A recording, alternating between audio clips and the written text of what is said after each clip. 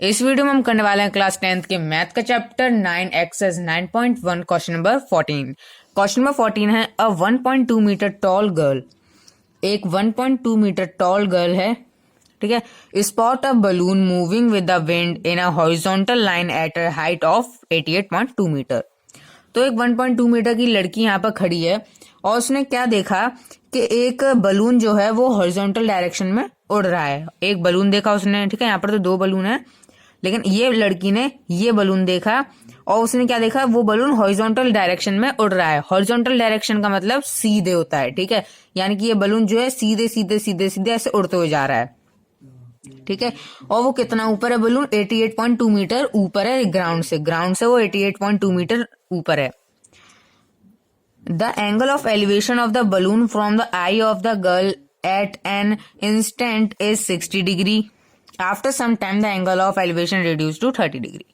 तो उस लड़की ने जब वो बलून देखा था तब वो एंगल ऑफ एलिवेशन कितना था? 60 डिग्री का। जब वो थोड़ी देर के बाद उसने उस बलून को देखा, जब वो हॉरिजॉन्टल लाइन में मतलब हॉरिजॉन्टल तरीके से वो आगे चले गया था, तो यहाँ पर उसने जब उस लड़की ने उस बलून को देखा, जब बलून यहाँ पर आ गया था तब वो एंगल ऑफ एलिवेशन बन रहा था 30 डिग्री का, ठीक है।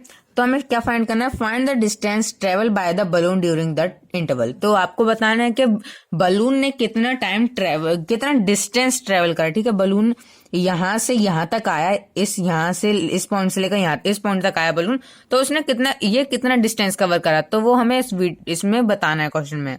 तो इस वीडियो में हम इसी का आंसर निकालने वाले हैं। तो यहाँ पर पहले हम एक डायग्राम बना लेते हैं कि 1.2 मीटर एक लड़की है, 1.2 मीटर टॉल लड़की है। उसने एक बलून देखा यहाँ पर, ठीक है, यहाँ पर, और दूसरी जगह पर जब वो बलून चले गया तब वो यहाँ तक आ गया था, ठीक है। ये बलून ये यहाँ पर था जब पहले पोजीशन पर, फिर ये दूसरी पोजीशन उसकी, इसको डी मानते हैं, इसको ई। ये लड़की गर्ल खड़ी है यहाँ पर, ठीक है, ये गर्ल खड़ी है यहाँ पर, इसको मानते हैं सी। तो ये हो गया हमारा 30 डिग्री और ये पूरा हो गया हमारा 60 डिग्री। ये कितने ऊपर तक उड़ रहा है बलून? 88.2 मीटर ऊपर उड़ रहा है। तो ठीक है, हमें क्या फाइंड करना है? डिस्टेंस फाइंड करना है। तो हम क्या करेंगे इसमें? इन राइट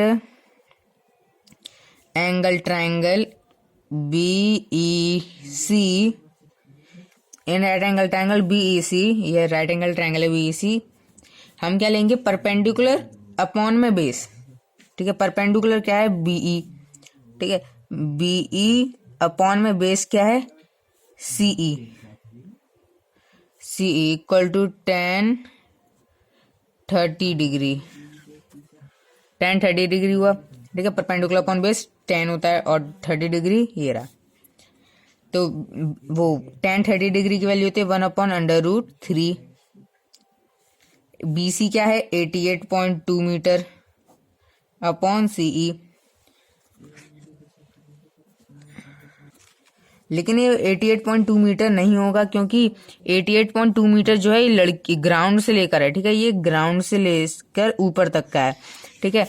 तो हमें पहले क्या करना पड़ेगा? 88.2 मीटर को 88.2 मीटर माइनस 1.2 करना पड़ेगा।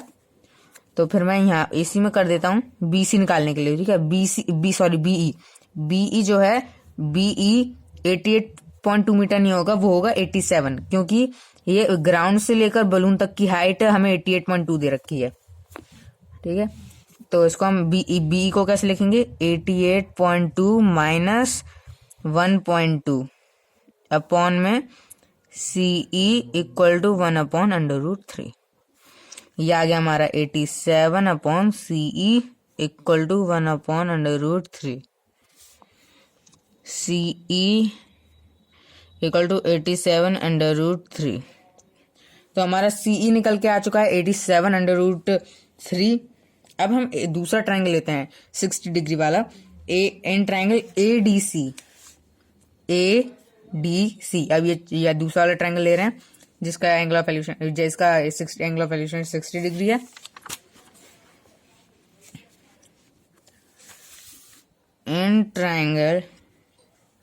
इन राइट एंगल ट्रायंगल ADC इसमें ही परपेंडिकुलर अपन बेस लेंगे।